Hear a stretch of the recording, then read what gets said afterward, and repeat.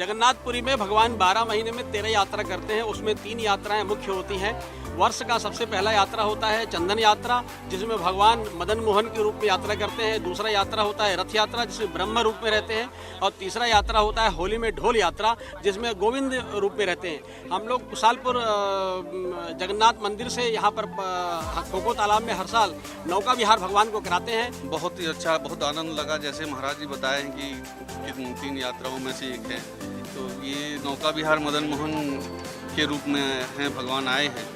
तो उसके लिए हम एक भजन मंडली, कीर्तन मंडली रायपुर, जयराम चंडी कीर्तन मंडली रायपुर यहाँ स्थानीय है, उनकी भगवान की सेवा में हम लोग सुख समृद्धि के लिए हम लोग कामना करते हैं। और ये नौका विहार कुशालपुर के लिए अद्भुत, रायपुर के लिए अद्भुत नौका विहार है। ये पूरे रायपुर वासियों के लिए शुभकामनाएं और उनके सुख समृद्धि के लिए हम प्रार्थना करते हैं। बहुत अच्छा लगा, अद्भुत है नज़ारा। तो आज जगन्नाथ भगवान का जो चंदन यात्रा था ना, अद्भुत नज़ारा था, बहुत ही अच्छा लगा। जय जगन्नाथ, जय।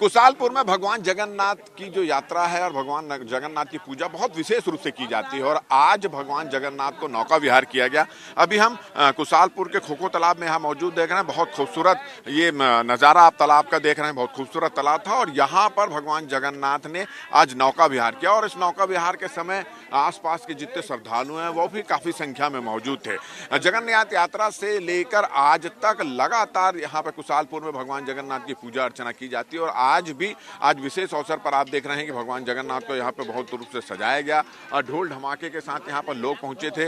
रथ नौका विहार भगवान जगन्नाथ ने किया। तो किस तरह का आयोजन हो रहा है यहाँ पर और किस तरह से यहाँ पे नौका विहार हो, इन सब में बात करते हैं। हमारे साथ पंडित अरविंद अवस्थी जी यहाँ मौजूद हैं। क्या किस तरह से पूजा होती है पूरे दिन और आज क्या विशेष था?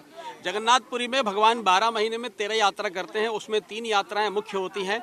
वर्ष का सबसे पहला यात्रा होता है चंदन यात्रा, जिसमें भगवान मदन मोहन के रूप में यात्रा करते हैं। दूसरा यात्रा होता है रथ यात्रा, जिसमें ब्रह्म रूप में रहते हैं।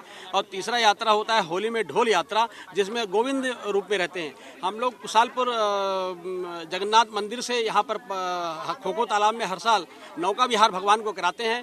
भगवान को गर्मी से परेशानी मत हो, उनको शांति प्रदान करने के लिए नौका विहार किया जाता है। और इन तीनों यात्राओं को जो मनुष्य दर्शन कर लेता है वो भवबंधन से मुक्त हो जाता है, ऐसा पुराणों में लिखा हुआ है। चलिए, हमारे साथ कुछ यहाँ पे लोग भी मौजूद है। आपने भी देखा होगा नौका विहार करते हुए, कैसा लगा? बहुत ही अच्छा, बहुत आनंद लगा। जैसे महाराज जी बताए हैं कि 3 यात्राओं में से एक है, तो ये नौका विहार मदन मोहन के रूप में हैं, भगवान आए हैं।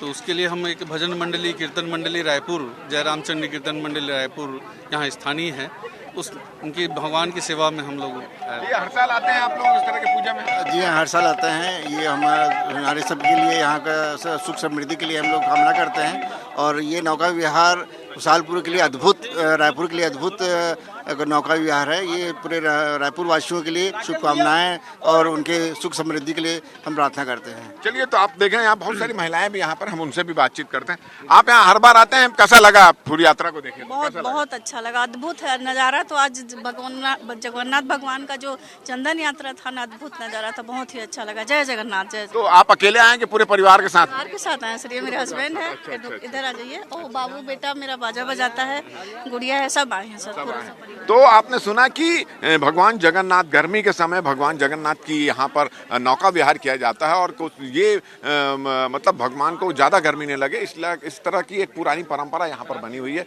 उसी परंपरा के तहत आज जो है नौका यात्रा भगवान जगन्नाथ को कराई गई। तो और इसके पीछे सबसे बड़ा उद्देश्य ये है कि छत्तीसगढ़ में सुख समृद्धि शांति रहे, रायपुर में सुख समृद्धि शांति रहे।